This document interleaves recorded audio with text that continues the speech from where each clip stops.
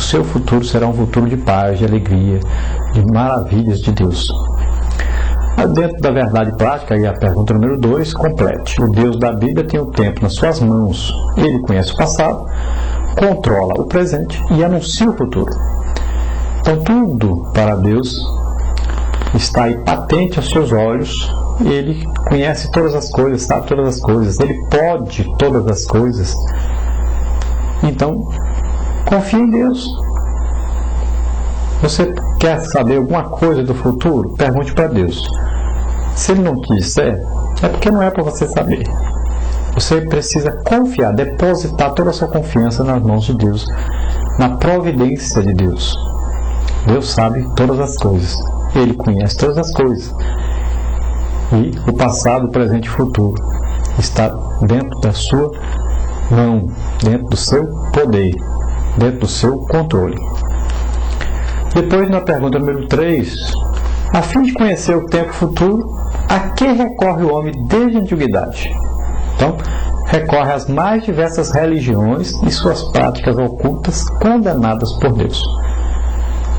Então, o homem sempre quis saber o futuro e sempre, então, recorreu a feiticeiros, a falsos profetas, a espíritos, consulta a mortos, que são consultas a demônios, e várias outras coisas. Dentro da parte número 1, Deus, o tempo e o futuro imediato, vamos ver a pergunta número 4. A que está subordinado o tempo para os homens? Então, está subordinado à duração da vida, aos fatos históricos, às comemorações, à sequência e designação dos dias, à sucessão de coisas e da vida humana, ao passado, ao presente e também ao futuro. Então, tudo isso dentro da visão humana do tempo. Número 5. Quais as 3 verdades acerca da eternidade de Deus que podem ser afirmadas? Então, primeiro, ele existe por si mesmo. Ninguém criou Deus. Então, ele existe por si mesmo. Outra coisa, ele é autor do tempo e não está condicionado a ele. Então, o tempo não exerce nenhum tipo de influência sobre Deus. Pelo contrário, Deus é que exerce influência no tempo. E outra coisa, Deus é imutável. Deus não muda, não mudou, não vai mudar, não está mudando. Deus é imutável. O tempo não envelhece Deus. Número 6, para completar. Portanto, embora o Todo-Poderoso tenha criado o tempo, este não o restringe. Ele é o mesmo ontem, hoje e eternamente. A Bíblia nos ensina que Deus é a origem do tempo, da história, das coisas visíveis e invisíveis. Ele não teve princípio e nem terá fim. Então veja bem que Deus é o Todo-Poderoso, Criador de todas as coisas, inclusive do tempo. Número 7, para completar também, o tempo está na dimensão humana. As coisas eternas fazem parte da realidade divina. Deus não está limitado à ordem cronológica natural do tempo. Deus não está condicionado ao tempo, razão pela qual conhece perfeitamente o passado, o presente e o futuro, e não é afetado por eles. Só você veja que Deus não é afetado pelo tempo que nós conhecemos. Não faz parte aí da vida de Deus, do viver de Deus, esse tempo que nós conhecemos, porque a vida de Deus é eterna, não tem princípio e nem tem fim. Número 8, quais os 2 aspectos da eternidade na Bíblia? Então existe a eternidade passada e a eternidade futura. E isso tudo para Deus é um presente. É uma sucessão de acontecimentos, mas para Deus não existe aí esse que aconteceu, que vai acontecer, incógnito. Não, tudo é patente aos seus olhos. Ele está vendo, está acontecendo para ele tudo. A pergunta número 9, quais tipos de futuro sempre trouxe inquietações ao homem? Então, primeiro, o futuro imediato, aquele que vai acontecer daqui a pouquinho. Depois, o dia de amanhã, que vai acontecer amanhã, como será amanhã. Depois, o futuro longínquo, o que vai acontecer daqui a um mês, daqui a um ano. Depois, o futuro escatológico, que fala das coisas futuras, da salvação ou da condenação eterna. E o futuro profético. Então, os acontecimentos que estão registrados na palavra de Deus e o seu cumprimento futuro. Número 10 aí, o que acontece quanto ao futuro longínquo? Então, esse futuro longínquo, somente o Senhor pode prevê-lo, designá-lo e anunciá-lo. Então, tem coisas que são para Deus, ficou reservado a Deus. E esse futuro longínquo está, assim, reservado para Deus, para o conhecimento de Deus. E Ele revela se quiser, né? E Ele anuncia se quiser. Na pergunta número 11, cite algumas práticas de adivinhação que Deus proíbe.